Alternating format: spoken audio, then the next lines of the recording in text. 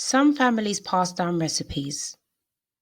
Some pass down language, stories, traditions, names. And sometimes they pass down pain. The kind that doesn't announce itself. The kind that hides in the way we speak, the way we love, and the way we protect ourselves from each other. This is a story about a mother and a daughter, but it's also a story about everything that came before them. Anita grew up in a home where survival mattered more than softness, where respect wasn't earned, it was expected, and love was rarely spoken out loud. Now, years later, she carries those same beliefs into her own home. Her daughter Zara was born into a different world, one filled with choices Anita never had, and questions Anita was never allowed to ask. To Anita, the kitchen is more than a room. It's memory, identity, duty. To Zara, it feels more like pressure. Come help me. You should learn from this, Anita bellowed from the kitchen.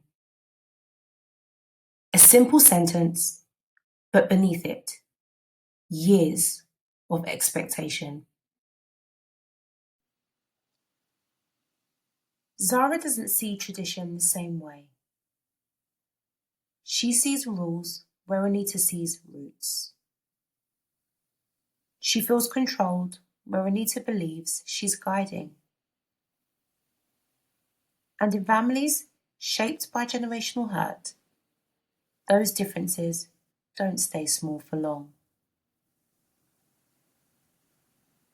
Because when communication was never taught, conflict becomes the only language left. Why do I have to be like you? Zara muttered. The question lands heavier than intended. Not because it's disrespectful, but because it touches something deeper.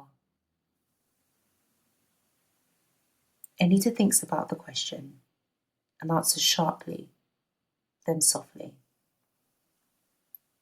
I'm not asking you to be me. I'm trying to make sure you don't struggle the way I did.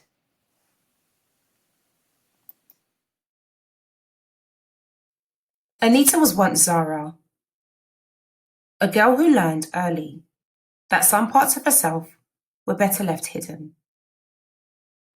She had questions, curiosity, even small defiance. But in her world, those things didn't make you strong. They made life harder.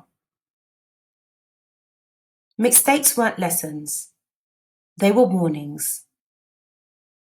Not like that. How many times do I have to show you? Anita's mother scolded. So she adjusted. Not just her hands, but her voice. Achievement wasn't celebrated. It was expected. You can do better than this, Anita's mother snapped, disappointed. And so better became a moving target, always just out of reach. In her home, love didn't sound like I'm proud of you. It sounded like correction, instruction, control. Because that's how her mother had learned it too. Safety came from obedience, predictability, knowing exactly who you were supposed to be and staying within those lines. And silence, that was survival. No one asked how she felt, because feelings weren't something you discussed. They were something you managed, alone. No one explained why things hurt, why harsh words lingered, why love could feel so heavy. So she learned not to ask, not to explain, not to feel, at least not where anyone could see. Because in a home like this, emotions weren't unsafe because they were wrong. They were unsafe because they had nowhere to go. So they stayed inside. Unspoken, unprocessed. And when pain isn't processed, it doesn't disappear. It adapts, it hardens, it finds new ways to be heard. It transforms.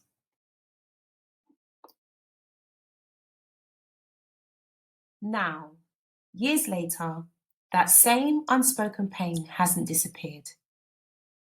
It hasn't softened with time or faded into memory. It has simply changed shape. It lives in the sharpness of Anita's voice when she doesn't mean for it to, in the way her patience wears too thin quickly, in the expectations she places without realizing how heavy they feel.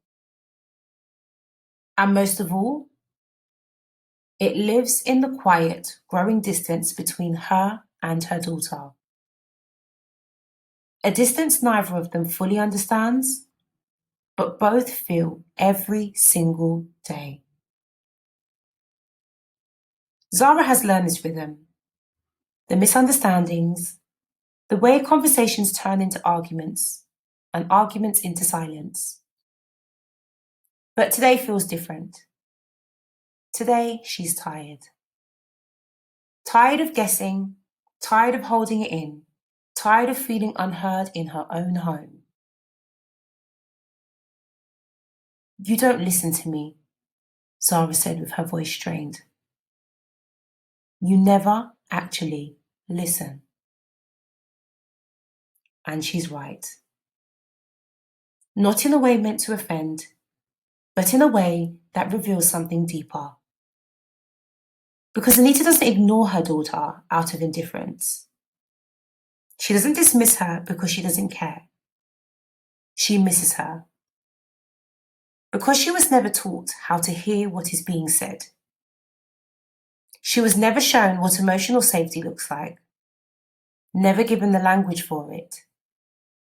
So now, standing in front of her daughter, she reaches for the only response she knows. Everything I do is for you, Anita says defensively. A sentence filled with truth.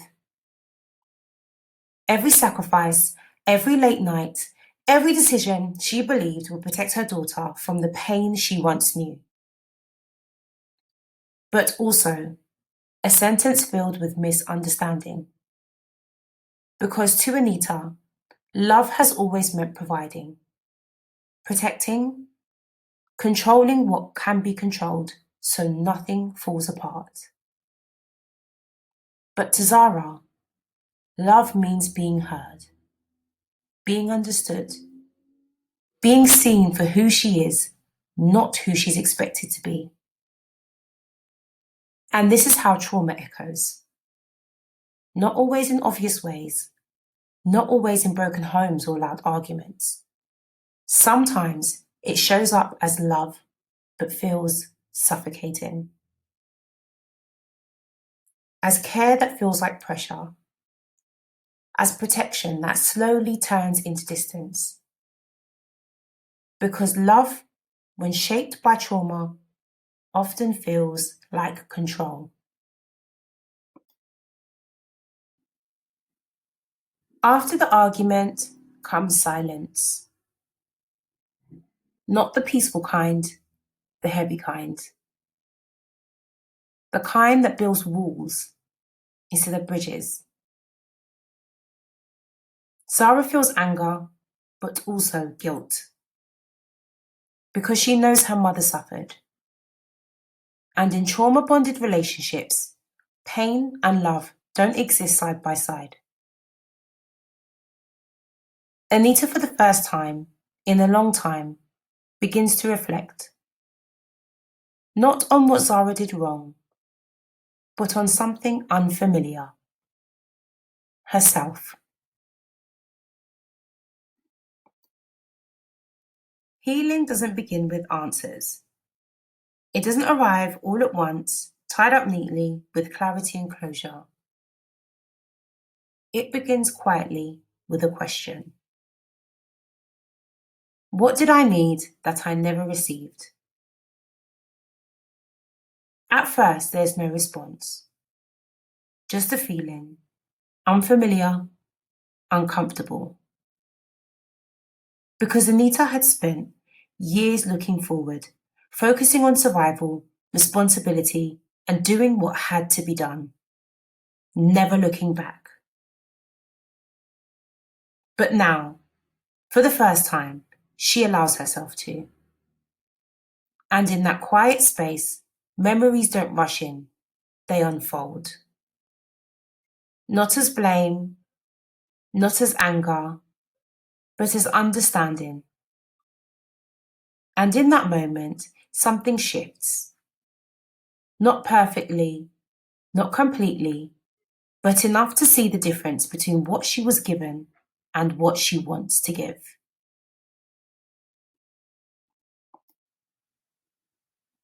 Breaking generational cycles doesn't look dramatic. It looks like discomfort, like vulnerability, like trying without knowing how. Can we talk? Anita asks softly. 3 simple words. But in a family where emotions were never spoken, they mean everything. Sure, Zara responds quietly. No long speeches, no perfect resolution, just something new. Listening. The past didn't disappear. The pain didn't vanish overnight. Some moments still linger. In tone, in silence, in the things left unsaid. But the pattern, that began to change. Not through perfection, but through small, consistent moments of trying again. Because generational hurt doesn't end with time, it ends with choice. The choice to reflect, to speak honestly, even when it's hard, to listen, not to respond, but to understand, to pause before repeating what was once automatic, to love differently.